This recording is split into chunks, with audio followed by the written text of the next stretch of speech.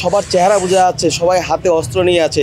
শান্তির পক্ষে কাজ করে সাংবাদিকগুলা। অভ্যুত্থানের পর সাধারণ মানুষ নিরাপদে জীবনযাপন করবে। গতকালকে যে ঘটনাটি ঘটেছে এটি আসলে অত্যন্ত দুঃখজনক ঘটনা। কালের কণ্ঠের নিয়মিত আয়োজন জনতার কণ্ঠে আপনাদের সবাইকে স্বাগতম জানাচ্ছি। আমি আরিফ হাসান। গতকাল গাজীপুরে প্রকাশ্যে দিবালোকে সাংবাদিককে নির্মমভাবে জবাই করে হত্যা করা হয় এবং একজনকে গুরুতরভাবে আহত করা হয়। কিভাবে দেখছে ঠাকুরগাঁও সাধারণ মানুষ, আজকে জানাবো ঠাকুরগাঁও সাধারণ মানুষের মতামত। আপনিও জানাতে পারেন আপনার স্বাধীন এবং নিরপেক্ষ মতামত। প্রকাশ্যে দিবালোকে একটা সাংবাদিককে হত্যা করা এটা নিহাত অন্যায়।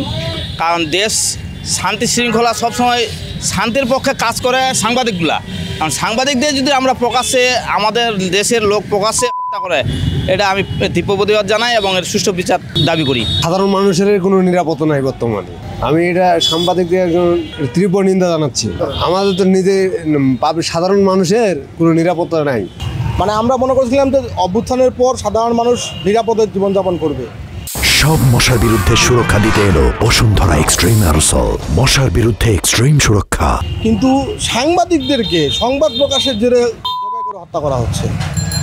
আমি মনে করি এই সরকার ব্যর্থ। ছাত্রদের পক্ষে এক ধরনের নেতিবাচক দিক, কারণ আমরা যে 24-এ এই গণঅভ্যুত্থানে যে যেভাবে স্বাধীন করা হয়েছে বাংলাদেশে, এবার প্রকাশ্যে মানুষকে হত্যা করা জনসাধারণ মুখে হুমকি। কারণ এভাবে মানুষ সাধারণ জনতা নিরাপদে থাকতে পারতেছে না। আমরা ছাত্ররা বিশেষ করে আমরা যে 24-এ গণঅভ্যুত্থানে অংশগ্রহণ করেছি, আমাদেরও জীবনের এই হত্যা হওয়ার সম্ভাবনা বেশি থাকে। উন্নতি যায় এবং এই ঘটনা ভালোভাবে তদন্ত করে এই অপরাধীদের কঠিন শাস্তির প্রত্যাশা করি আমরা।